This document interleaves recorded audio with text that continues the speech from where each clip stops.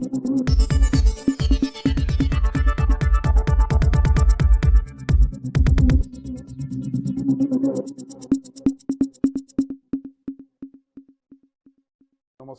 जय जगन्नाथ। आज वास्तव में आज सारा धर्मशाला आज गोटे पवित्र दिन। आज जून 4 2025 गोटे वर्ष आज के होगला नुआ सरकार एवं धर्मशाला साधारण जनसाधारण जो मत परिवर्तन होता एवं जून 4 2024 रे साधारण जनता साधारण लोक धर्मशालार मो पर आस्था प्रकट करी केते जे बाधा विघ्न एवं केते असुविधा सामना करी सरकार बदलैया दिन राति एक करी जो भरोसा रखी मते सरकार को मते आगु को सारथी भाव में पठेइतिले। आज मु से धर्मशाला वासी को आज मु पाखरे आज चिर ऋणी चिर आभारी एवं समस्त को मु हृदय नमस्कार करुच्ची एवं समस्त को अभिनंदन करुच्ची। वास्तव में आज मन पड़ जाए से कथा से करालार दिन जो दिन जून 4 से रिजल्ट दिन पर आम पूर्व 6 मास पूर्व जो युद्ध जो संघर्ष जारी रही से प्रायतः धर्मशालार 54 गोटी पंचायतर साधारण वर्गर माटे साधारण वर्गर भाईटे मौसाटे दिन राति अंटा भिड़ी साधारण घर लोक बाहरी आसते सरकार परिवर्तन पर। वास्तव में से दृश्य आज भी मन पड़े दुख भी लगे खुशी भी लगे। प्रायतः से स्मरण से दिन से संग्राम सारा ओडिशा सारा भारत देखिथिला जहाँ अविस्मरणीय ही रही जाइछि एवं धर्मशालार से परिवर्तन सारा भारतवर्ष पई गोटे विरल सृष्टि करिछि। तेणु आज एत कथा कहिबार तात्पर्य कारण आज भलिया दिन मन पड़गले लोक संघर्ष करथिले किए जे घर कुंपी भांगी के पैसा खर्च करिथिला सेही लड़ाई पाई किए तो घर द्वार छाड़ी पुलिस केस खाई कुआडे लुची किए माड़ खाई कार गाड़ी भांगी किए केते केस खाई 80 वर्षर बुढ़ा जेल जाइछंती 12 वर्षर 14 वर्षर छुआ भी जेल जाइछंती। से संघर्ष सारा ओडिशा देखिथिला। मु पुनर्बार नमस्कार करुच्ची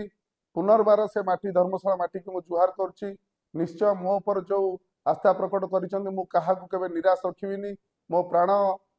जीवा पर्यंत मु धर्मशाला माटी पाई निश्चय मो साधारण लोक पाई जो लोक आस्था प्रकट करिछंती सबु माँ मौसी समस्त मौसा समस्त मो लड़ई मो संग्राम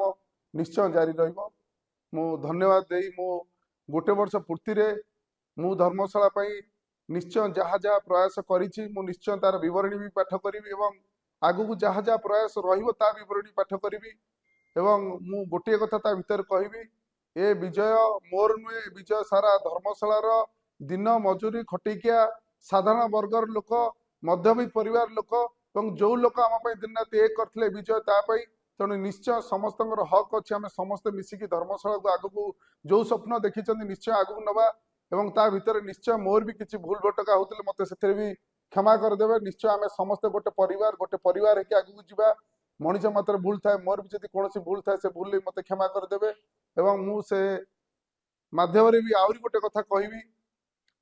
विरोधी कार्य है सब विरोध करवा धन्यवाद देवी विरोधी के भी जे भी विरोध करुँच निश्चय आपण मान विरोध रे भी जो कार्य भूल भी हो आम आखि खोलुचे निश्चय तार संशोधन करने से कार्यर जहाँ जहाँ सरकारी द्वारा ठीक हो पारे आम ताकू निश्चय पूर्ण प्रयास करिचु। एवं मु आउ गोटे कथा कहबी धर्मशाला माँ माटी रे सरकार परिवर्तन होइछि समस्ते आमे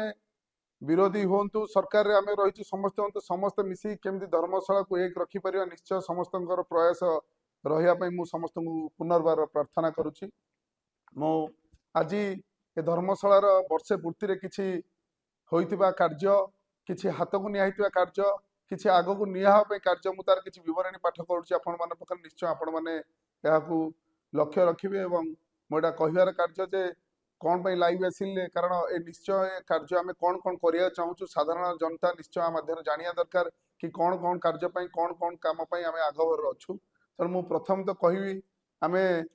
जितेबले सरकार परिवर्तन होता सरकार परिवर्तन बेले किछि किछि कार्यर टेंडर हो सारी कार्य हो नाला आम सरकार को आसला पूर्त विभाग अधीन अधीन वर्षक मध्य धर्मशाला निर्वाचन मंडली भितर चालू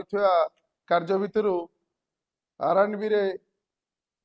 87 कोटी 69 लक्ष एवं आरडी काम था ग्रामोन्नयन विभाग कार्य आपणकर 44 कोटी 39 लक्ष ये समस्त काम प्राय 123 कोटी काम ये कार्य चली रही। ए कार्य प्राय अधाधि कार्य सरिया पाखापाखि है अधाधि कार्य रही जहाँकि आउ 2-3 मास भितर कार्य समाप्त हम एवं ता सहित सरकार नूतन सरकार आसिला परे आमे रूराल डिविजन आम ग्रामोन्नयन विभाग पाखरु 32 कोटी 20 लक्ष 95 हजार नूतन टेंडर होईची एवं क्षुद्र जलसेचन विभाग 4 कोटी 11 लक्ष 49 हजार नूतन टेंडर होईची एवं जलसेचन इरिगेशन डिपार्टमेंट 7 कोटी 51 लक्ष 98 हजार टंकार नूतन टेंडर होईची एवं आरएनबी डिविजन 15 कोटी 6 लक्ष टंकार नूतन टेंडर होईची। तो मोटामोटी ए वर्ष भितर 60 कोटी टंकार ए विभागीय 60 कोटी टंकार नूतन सरकार आसिला पर एतिकी टेंडर होईची एवं से कार्य आपण मानकु सोशल मीडिया द्वारा से शेयर कर दिया छाड़ी दिया समस्त को न्यूज माध्यम छाड़ी दिया समस्त जानी पारिबे एवं ता सहित आमे किछि कार्य जो कार्य को आमे वर्तमान सरकार अधीन रे टेंडर प्रक्रिया रे चालू रही कार्यक्रम जो जार एस्टिमेट कमिटी द्वारा एस्टिमेट चली जो कार्य गुरा मु आपन को सोशल मीडिया मध्य कही रखुची अक्टोबर रु नवेम्बर मास सुधा ए टेंडर कार्य गुरा आरंभ होई जिवो। से कार्य विधर पूर्त विभाग रु हला धर्मशाला रु कवाट बंध पर्यंत रास्ता प्रशस्ति उन्नतिकरण पई 49 कोटी 56 लाख रो व्यवहार कराई। चंडीखोल रु नागपोल पर्यंत रास्ता प्रशस्ति और उन्नतिकरण 20 कोटी 50 लाख व्यवहार कराई।